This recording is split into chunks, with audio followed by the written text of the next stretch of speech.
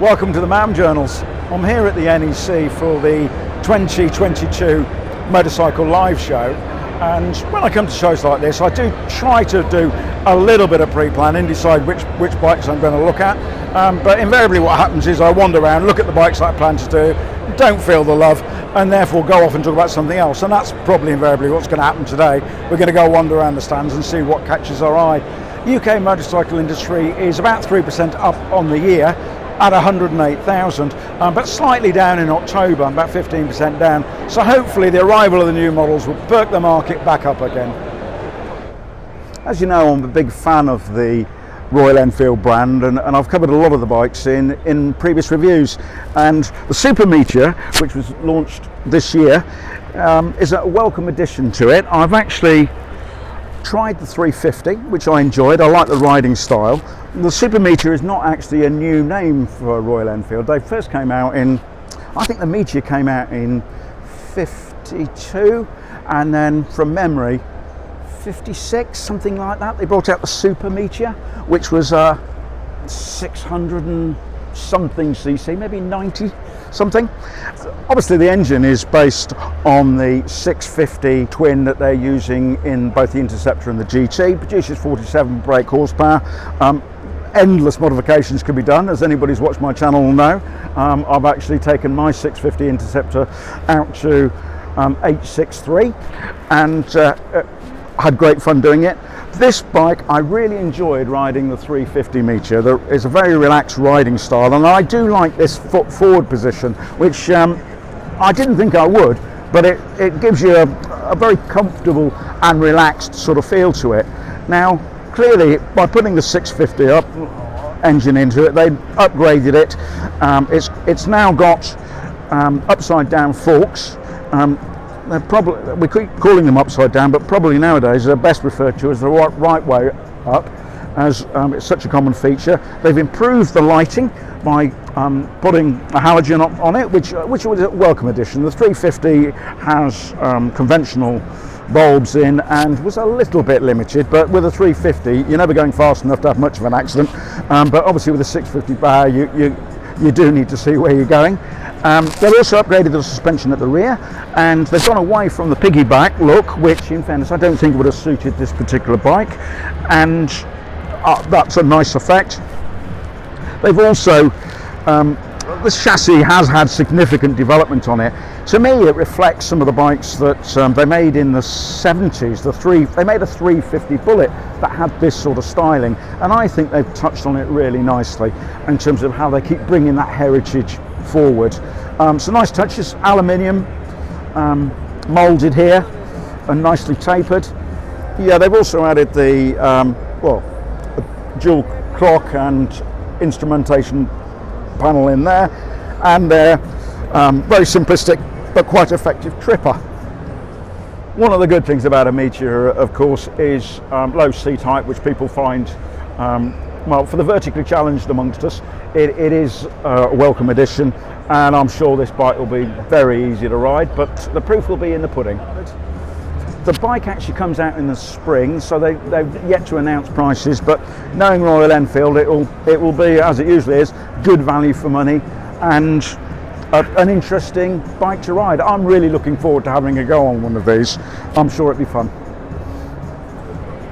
Right, I'm here at the Suzuki stand, and it's nice to see an upgrade on the VStrom, which has done very well, in fairness. I've been successful for many years, and they've gone away from the V-twin and they've gone into the parallel twin. Not everybody likes parallel twins, but that's probably because of the technology that was used at the time and the level of engineering, and it meant that our perception of parallel twins isn't always as good as it needs to be. Really, I mean, they have improved them significantly.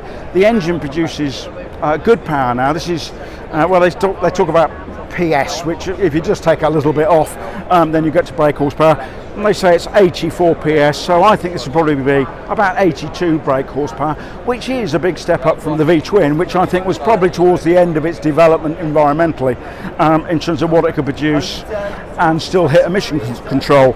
So it is nice to see it. I'm looking forward to riding it.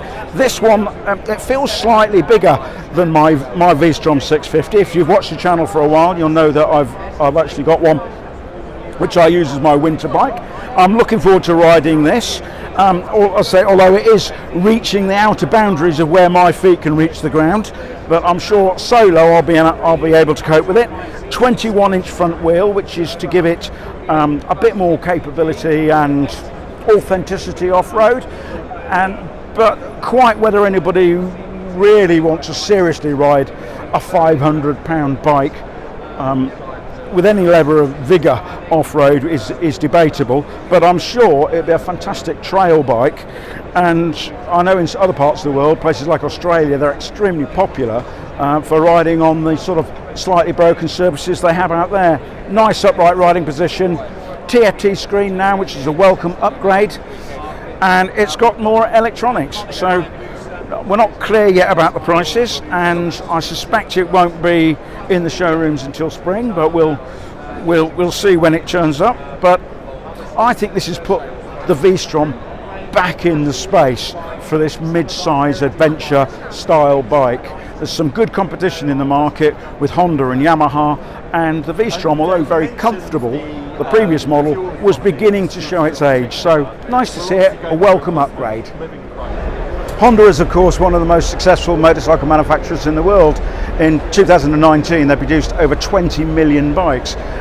COVID has naturally sort of set them back a bit, but I think probably this year there'll be something like 18-19 million. So Honda's reputation is really one based on engineering. They tend to be quite conservative, but every now and again they do release a bike that sort of moves the market again.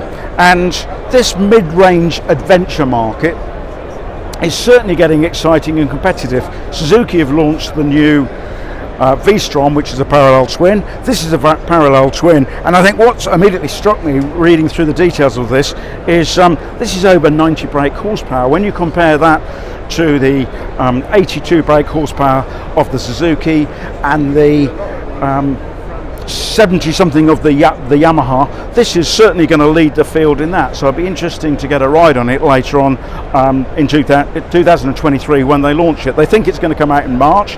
The prices are yet to be announced. Like many of these bikes, they can be pretty tall. So this is an 850mm seat. If I just step on it, you can see that it's for people like me, more vertically challenged. It does get a little bit tricky, but it'll be quite supple and soft suspension, so I'm sure this will be perfectly rideable, even for the shorter amongst us. The Transalp name was, I think, 1986 when it first came out, and it was a V-twin 580 something cc from memory. This is obviously a significantly upgrade, and it's been blessed with quite a lot of electronics. You've got 4 modes in terms of the power settings, including obviously sport, normal, rain and off-road. You can disable the rear ABS, which is quite a useful characteristic when you're riding off-road.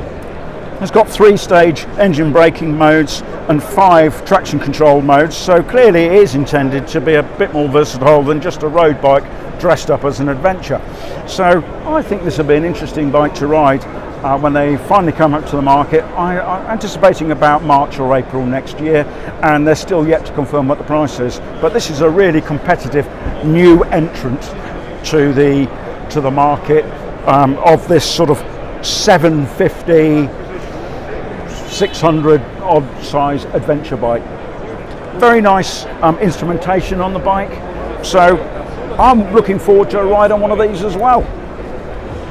Well, obviously I popped onto the Kawasaki stand. Anybody who's watched any of the journals will know that I've actually got one of these. I've got a Jaffa version, as they are nicknamed, but I've also got one of these on order, which will I'm hoping is going to come in early January. So I've got something to look forward to riding in the spring. But it certainly attracts a lot of attention. 109 brake horsepower.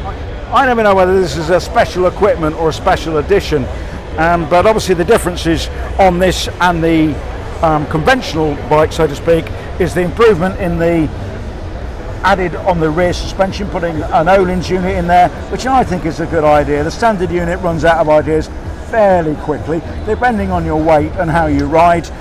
They've also revalved the front, and but the internals of the standard bike, which I've actually taken apart, they're actually pretty good in there. So just revalving it will give them a little more adjustment.